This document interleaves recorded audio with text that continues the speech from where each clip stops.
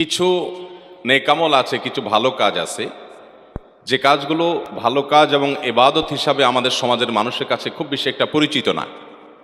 আমরা ইবাদত এবং নেকামল হিসাবে যেগুলোকে চিনি বা জানি, আমাদের জানার বাইরে আরও অনেক নেকামল আছে, অনেক ভালো কাজ আছে, যে কাজগুলো আমরা চাইলেই করতে পারি, অথচ সেগুলো যে নেকামল, সেগুলো যে ভালো কাজ, সেগুলো যে ইবাদত হতে পারে, সেগুলোর কারণে যে আল্লাহর কাছে আমরা সওয়াব এবং বিনিময় পেতে পারি, সে সম্পর্কে ধারণা বা জানাশোনা আমাদের নাই। সেজন্য আমরা অল্প পরিশ্রমে অল্প সময়ে বিপুল পরিমাণে সওয়াব আহরণ করার সুযোগ থেকে বঞ্চিত থাকি।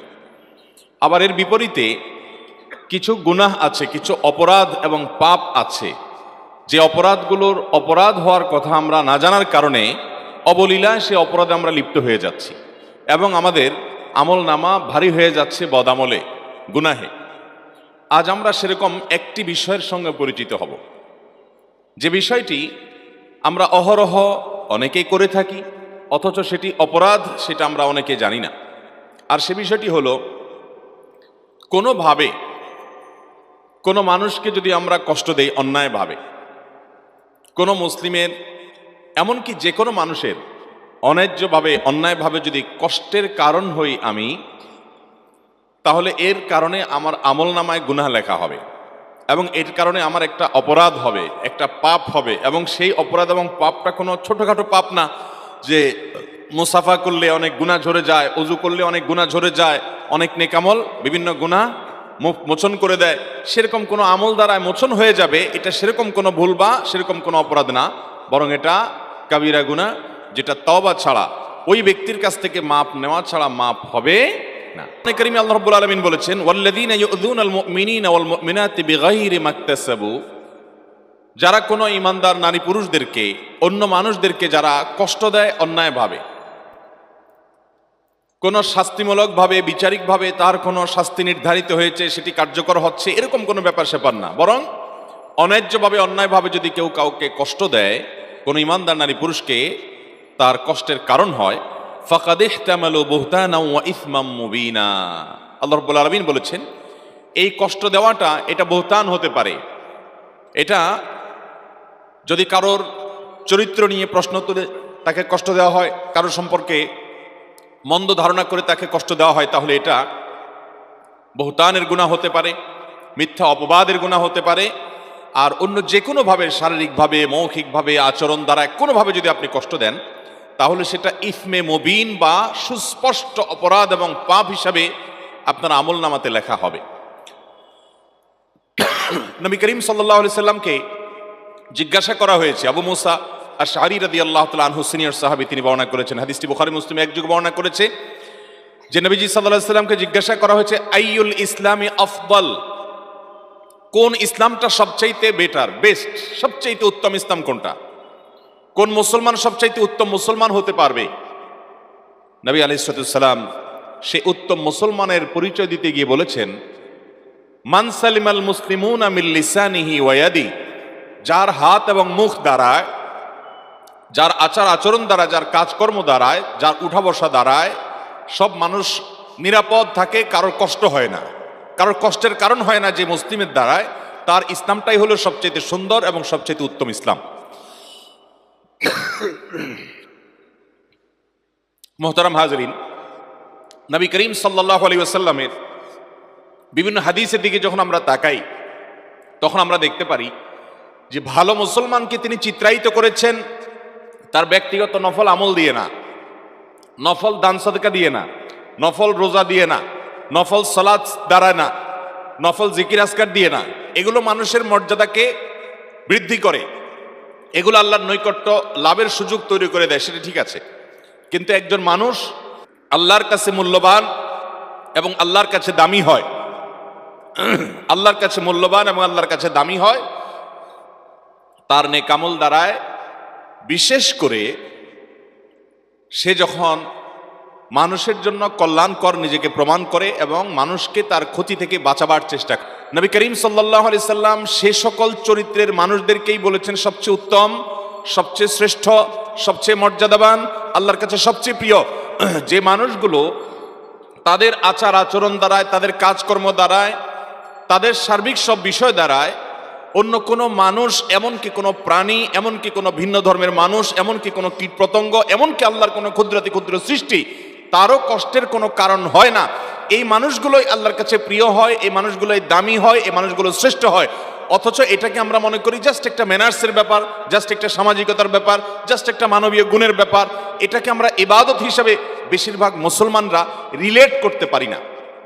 মোহতারাম হাজরিন, আপনি হাদিস খুললে দেখবেন নবী করিম সাল্লাল্লাহু আলাইহি সাল্লাম বলেছেন, আহসানুকুম আহসানুকুম কাদাআ, তোমাদের মধ্যে সবচেয়ে ভালো মানুষ সে যে ধার দেনা নিলে, বাকি নিলে এটা পরিশোধ করার সময় ভালো মানুষের পরিচয় দেয়। এই যে মানুষের অধিকারের ব্যাপারে সচেতন হয়, মানুষকে টালবাহানা করে তার পেছনে পেছনে ঘুরতে বাধ্য করে না, বরং সময় মতো সুন্দরভাবে উত্তম রূপে পরিশোধ করে দেয়। তোমাদের ভিতরে সবচাইতে খায়রুল আসহাবি, তোমাদের ভিতরে সবচাইতে উত্তম সঙ্গী হলো যে ব্যক্তি তার সঙ্গীদের কাছে ভালো হয়। তোমাদের ভিতরে সবচাইতে উত্তম মানুষকে, সবচাইতে ভালো মানুষকে নবী সাল্লাল্লাহু আলাইহি সাল্লাম বলেছেন যে তার পরিবারের কাছে ভালো, তার স্ত্রী সাক্ষ্য দেয় যে আমার স্বামী উনি মানুষটা অমায়িক এবং সত্যি ভালো মানুষ, আমার সাথে বদ আচরণ করে না, এই মানুষটা সবচেয়ে ভালো মানুষ। এরকম সবচেয়ে ভালো মানুষের যত তালিকা আছে, বিশেষ করে হাদিসের মধ্যে 11-12 শ্রেণী মানুষের কথা আমরা আমাদের খোঁজাখুঁজির পর আমরা পেয়েছি। সেখানে এক শ্রেণী মানুষের কথা জানি, খায়রুকুম মান তাআল্লামাল কুরআনা ওয়া আল্লামাহ, যে ব্যক্তি কোরআন শিখে মানুষকে কোরআন শিখায়। কোরআনের শিক্ষক শিক্ষার্থীরা সবচেয়ে শ্রেষ্ঠ মর্যাদাবান। এছাড়া অন্য সব শ্রেণীগুলো দেখবেন মানুষকে যারা কষ্ট দেয় না, যারা চেষ্টা করে যে আমার দ্বারা কারো কোনো কষ্ট যেন না হয়, সচেতন থাকে, সতর্ক থাকে যে আমার কোনো কথা দ্বারা, আমার কোনো আচরণ দ্বারা কারো কষ্ট হচ্ছে কিনা, এই মানুষগুলো সবচেয়ে শ্রেষ্ঠ মানুষ। নবী করিম সাল্লাল্লাহু আলাইহি সাল্লামের চরিত্র যদি আপনি দেখেন, আপনি অবাক হয়ে যাবেন। তার চরিত্রের মধ্যে আমরা অনেকে আজকাল কাচুমুচু করে নিজের ভালো মানুষই জাহির করি, বিনয় জাহির করি। এটাকে তিনি অ্যাপ্রিসিয়েট করতেন না। তিনি অ্যাপ্রিসিয়েট করতেন কোনটাকে? যে সার্বিকভাবে একজন মানুষ অন্য কোনো মানুষের কষ্টের কারণ হবে না, এই ব্যাপারটিতে তিনি সতর্ক থাকবেন। এর মাধ্যমে তিনি সবচেয়ে চরিত্রবান হবেন। নবী করিম সাল্লাল্লাহু আলাইহি সাল্লাম সাহাবীদের সাথে তিনি এমনভাবে মিশতেন যে সাহাবীরা প্রত্যেকে মনে করতেন নবীজি আমাকে সবচেয়ে বেশি ভালোবাসে। এখন আপনি একটা প্রতিষ্ঠানের দায়িত্বশীল আছেন, আপনার অধীনে কিছু লোক আছে, অথবা আপনি একটা পরিবারের কর্তা, আল্লাহ তাআলা আপনাকে ছেলে মেয়ে দিয়েছেন। এই লোকগুলোর মধ্যে আপনি সবার প্রতি আচরণ এমন হবে যে কারোর প্রতি বিমাতাসুলভ আচরণ করবেন না, কারোর প্রতি বিরূপ আচরণ করবেন না, বরং আপনার আচরণ দ্বারা সবাই জানবে যে আপনি সবার হিতাকাঙ্ক্ষী এবং কল্যাণকামী। এটা উত্তম আখলাক ছাড়া সম্ভব না। এই উত্তম আখলাকওয়ালা মুসলমান দুনিয়াতে পাওয়া খুব কঠিন। বাহ্যিক লেবাসে পোশাকে অথবা বাহ্যিক আমল ইবাদতে মুসলমান আপনি বহু পাবেন, কিন্তু যার সকাল থেকে রাত পর্যন্ত পুরো দিনে তার দ্বারা কোনো মানুষ কষ্ট পায় না। যদি কষ্ট পায় তাহলে সে যখনই আঁচ করতে পারে যে আমি কাউকে কষ্ট দিয়ে ফেলেছি, সাথে সাথে সে সেটাকে নিষ্পত্তি করে ফেলে, মাপ চেয়ে সেটাকে শেষ করে তারপরে সামনে অগ্রসর হয়। এই মানুষগুলো হলো আল্লাহর কাছে সবচেয়ে প্রিয় মানুষ। আমাদের নবী করিম সাল্লাল্লাহু আলাইহি ওয়াসাল্লাম, তার দ্বারা কেউ কখনো আঘাতপ্রাপ্ত হন নাই। তার একাধিক স্ত্রী ছিলেন এবং উম্মুল মুমিনিন, উম্মাহাতুল মুমিনিন রাদিয়াল্লাহু তাআলা আজমাইন, তাদের মধ্যে মাঝে মধ্যে টুনটান হয়েছে। তারা মানুষ ছিলেন, যার কারণে ভুল বোঝাবুঝি বা কোনো বিষয়ে মান অভিমান হয়েছে। নবী করিম সাল্লাল্লাহু আলাইহি ওয়াসাল্লাম নিজেও অভিমান করে তাদের থেকে দূরে থেকেছেন, কিন্তু কখনো মুখ দিয়ে কোনো কটু কথা বের হয় নাই, কখনো কাউকে আঘাত করেন নাই, কারোর শরীরে টাচ করেন নাই শাস্তি দেওয়ার জন্য। কোনো প্রকার কটু মন্তব্য করার প্রশ্ন তো তার সামনে উঠতেই পারে না। এভাবে তিনি গোটা পৃথিবীর মানুষের জন্য সর্বোত্তম আদর্শ হয়েছেন। আজ আমাদের মধ্যে এই জিনিসটার সবচেয়ে বেশি অভাব। ভাইরা, আমাদের দ্বারা মানুষ কষ্ট পায়। কত মানুষ যে সারাদিনের মধ্যে কষ্ট পায়। আপনি একটা রিক্সায় উঠেছেন, রিক্সাওয়ালা বেচারা হয়তো কোনো ভুল করেছে, আপনি তাকে অকথ্য ভাষায় গালিগালাজ দিয়ে বসলেন, হয়তো একটু জোরে ব্রেক দিয়েছে, কষ্ট হয়ে গেছে আপনার, আপনি তাকে এমনভাবে বকাঝকা করলেন লোকটা মনে আঘাত পেয়েছে, কিন্তু বলার কিছু সাহস পায় নাই। আপনার চেহারা ছবি দেখে সে ভয় পেয়েছে যে কোনো প্রভাবশালী মানুষ, আপনি কষ্ট দিয়ে চলে গেলেন। এরকম অহরহ আমাদের দ্বারা মানুষ কষ্ট পায় কি পায় না বলেন? এমনকি আপনি স্বামী, আপনার স্ত্রীর কোনো একটা ভুলের কারণে আপনি অবশ্যই তাকে শাসন করতে পারেন, কিন্তু শাসন করতে গিয়ে আপনি সীমানা ছাড়িয়ে গেছেন, তাহলে হোক তিনি আপনার স্ত্রী, আপনি তার কাছে মাপ চেয়ে নিষ্পত্তি করিয়ে নেবেন। আপনার বাবা মা, তাদের কথা তো বলাই বাহুল্য, তাদের প্রতি আপনার দ্বারা যেন কোনো কারণে কোনোভাবে তাদের প্রতি যেন অবিচার না হয়, জুলুম না হয়, তারা যেন কষ্ট না পায়, সে বিষয়ে আমাদেরকে খেয়াল রাখতে হবে। এক সাহাবী নবী করিম সাল্লাল্লাহু আলাইহি ওয়াসাল্লামকে বলেছেন, ইয়া রাসূলুল্লাহ, আমি অনেক আমল করতে চাই, কিন্তু আমার দুর্বলতা আছে, আমি পারি না। ধরুন আমি দান করতে চাই, আল্লাহ তাআলা অনেককে অনেক টাকা পয়সা দিয়েছে, তারা দান সাদাকা করে, মসজিদ মাদ্রাসা করে, কল্যাণমূলক কাজ করে, কিন্তু আমি পারি না ইয়া রাসূলুল্লাহ, আমার দুর্বলতা আছে, আমি কি করব? খুব গুরুত্বপূর্ণ একটা হাদিস। ইয়া রাসূলুল্লাহ, আমার দুর্বলতা আছে, অনেক আমলের ক্ষেত্রে আমি করতে পারি না।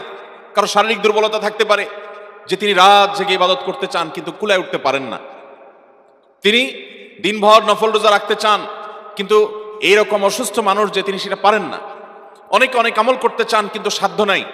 নবী আলাইহিস সালামের কাছে এক সাহাবী যখন এই কথা বললেন, ইয়া রাসূলুল্লাহ, আমার সাধ্যের ঘাটতি আছে, অভাব আছে, কিন্তু ইচ্ছার কোনো ঘাটতি নাই, আমি অনেক আমল করতে চাই ইয়া রাসূলুল্লাহ, কিন্তু পারি না। তখন নবী করিম সাল্লাল্লাহু আলাইহি সাল্লাম তাকে বলেছেন, তুমি কোনো মানুষকে কষ্ট দেওয়া থেকে বিরত থাকবে, শুধুমাত্র এই একটা বিষয়কে খেয়াল করবে যে আমার দ্বারা কারোর কষ্ট যেন না হয়, কারোর অসুবিধা যেন না হয়। এই বিষয়টা যদি তুমি খেয়াল করো, তাহলে সেক্ষেত্রে এটা কোনো কাজ না, এটা হলো একটা অন্যায় থেকে নিজেকে দূরে রাখা। শুধুমাত্র সতর্ক থাকলে, চৌকান না থাকলে যে কারো ডিস্টার্ব হচ্ছে কিনা, অসুবিধা হচ্ছে কিনা, বাস এই মানসিকতা নিয়ে যদি তোমার দিন পার করতে পারো, রাত করতে পারো, সপ্তাহ মাস পার করতে পারো, জীবনটা পার করতে পারো, যে তুমি সবসময় সতর্ক, সচেতন, চৌকান না, তুমি চার চোখ ছয় চোখ নিয়ে থাকো যে আমার দ্বারা কারোর যেন কষ্ট না হয়, এই কাজটা যদি তুমি করতে পারো, তাহলে সেক্ষেত্রে এই কাজটা তোমার আমল নামাকে সাদাকার সওয়াব দিয়ে পরিপূর্ণ করে দিবে। তোমার অনেক আমলের সাধ্য নাই, কিন্তু সে আমল করার সওয়াব আল্লাহ তাআলা তোমাকে এই শুধুমাত্র মানুষকে কষ্ট দেওয়া থেকে তুমি বিরত থাকলে এর মাধ্যমে তুমি সেই সওয়াব পেয়ে যাবে। ডক্টর খন্দকার আব্দুল্লাহ জাহাঙ্গীর রহমতুল্লাহি আলাইহি বাংলাদেশের প্রথিতযশা একজন আলেমে দ্বীন দাঈ ইলাল্লাহ ছিলেন।